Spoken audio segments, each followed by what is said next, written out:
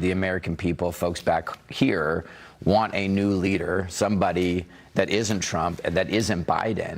I don't think we can do a coronation, but obviously the vice president would be the leading candidate. I think kind of a mini primary. I think we be decisive about this. We rip off the Band-Aid, make Kamala Harris the nominee. You have heard from the president directly time and again. He is in this race to win, and he is our nominee, and he's going to be our president for a second term. So there's the back and forth as now 34 Democrats on Capitol Hill are calling for the president to step down. And just within this show, Senator Sherrod Brown from Ohio added his name to the list. And there are now 4 senators in the Senate, John Tester, Martin Heinrich, and Peter Welch. Sherrod Brown saying, I think the president should end his campaign. And John Tester over the weekend saying, I believe President Biden should not seek re-election to another term. This as you have the Boston Globe with Representative Seth Moulton. He was one of the first to call for President Biden to step down. He wrote this: I saw him in a small group at Normandy for the 80th anniversary of D-Day. For the first time, he didn't seem to recognize me. Of course, that can happen as anyone ages, but as I watched the disastrous debate a few weeks ago, I have to admit that what I saw in Normandy was part of a deeper problem. The harsh reality is that all the characteristics that have made Biden an irrepressible force, the energy, the vitality, the sharp, scrappy wit, are flickering. Democratic Representative Seth Moulton there. Let's bring in our panel. Matthew Continetti, fellow at the American Enterprise Institute. Leslie Marshall, Democratic strategist, and syndicated radio host Hugh Hewitt. Leslie, what are you hearing in Democratic circles about what's happening, the decisions, and whether it is happening? Well, I heard a forecast that before today there were going to be probably 40 in all Democrats, and then it would start to be quiet. We have to realize a few things here, Bret. 1, Joe Biden makes this decision. 2, if it isn't Joe Biden, it isn't necessarily Kamala Harris. I mean, he could pass the baton and endorse her. He could say, you know, let the delegates speak, and throwing it to the convention and the people. And then, of course, there is the process. And one of the things I heard my homeboy from Boston, Mike Barnacle, say this morning I thought was spot on. I think it's disgusting that those in my party are making this a public matter. Joe Biden has been a politician, a member and a leader in this party, not only as a senator, not only as a vice president, now as president. The Democratic Party is his family. And as a family, we shouldn't be going out and saying, you know, I want him to drop out. There should be a family matter we discuss and come to the best decision for the nation, for the party, and even for the president. And the process, Bret. Yeah. The process is not as easy as people think. And then the data. The data doesn't show Kamala Harris or anybody else overwhelmingly beating Donald Trump any more than Joe Biden. All fair points. I think, Hugh, judging by some of these stories, and there's a lot of them, it's a cascading number of stories with anonymous sources. There's Nancy Pelosi working the phones. There's the Barack Obama, former president, talking to allies that President Biden should get out. The line in the stories, though, to Leslie's point, was that a lot of these folks wanted it to happen privately.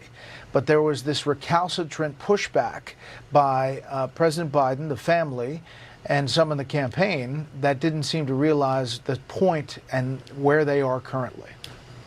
Well, Bret, I want to agree with Leslie. The term that comes to mind to me is disgusting. When you announced Sherrod Brown had come out against Joe Biden, I don't know how many events and fundraisers and favors the president has done for Sherrod Brown. Sherrod ran originally in 2006 against Mike DeWine. He ran in 2012, 2018. I have to think he owes Joe Biden. And I have to think the president in Delaware is getting very close to a Gran Torino moment where he tells Nancy Pelosi, you're 84. Barack Obama, I haven't seen you in 5 years. All of you can take it and stuff it because I have never lost a general election. Gerald Ford came back from 33 points down. You didn't do too well in your first debate, President Obama. You didn't do too well in your first debate ever, Hillary Clinton. I think he might be, unless he's a broken man physically, about to boil over because this is very public and it is very degrading.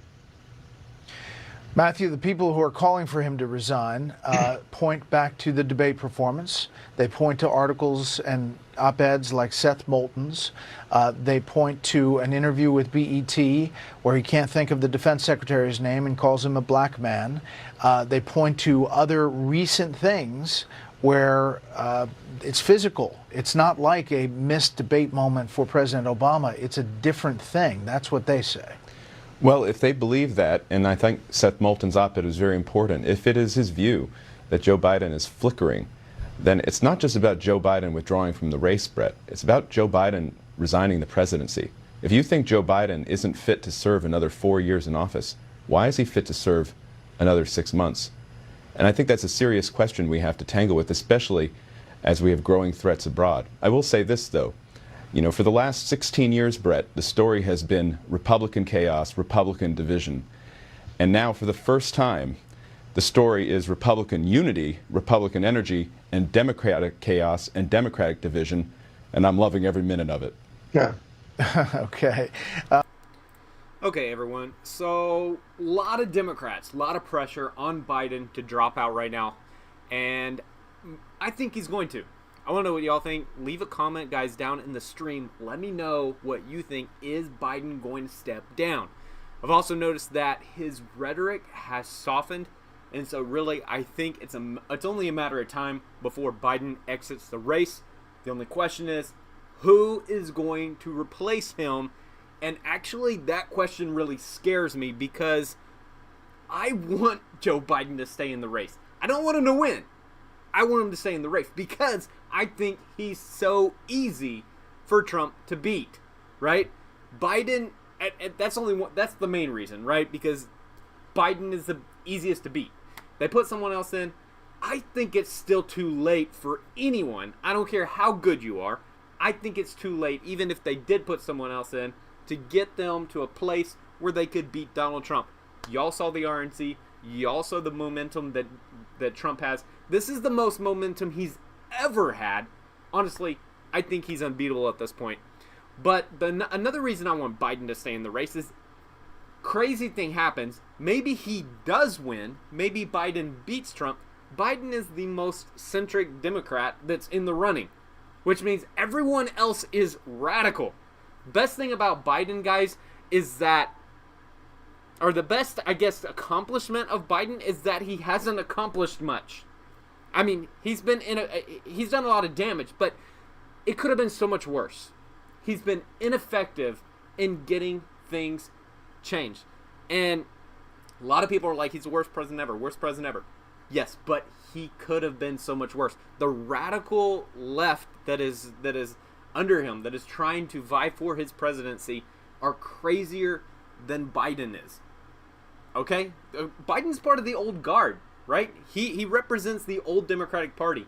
He's got a lot of people under him that are looking to radically change it up in a way that we don't want to see. Anyway, guys, I want to know what y'all's opinion is. Leave a comment down below. Hey, leave a like if you're enjoying the stream. That really helps out the channel. Subscribe if you're not a subscriber. I'm going to end the video right now, but I'm going to be right back with the Ingram angle, and we're going to look at what Laura Ingraham has to say and everything that happens with that. Anyway, guys, thanks for watching. I'll catch you later.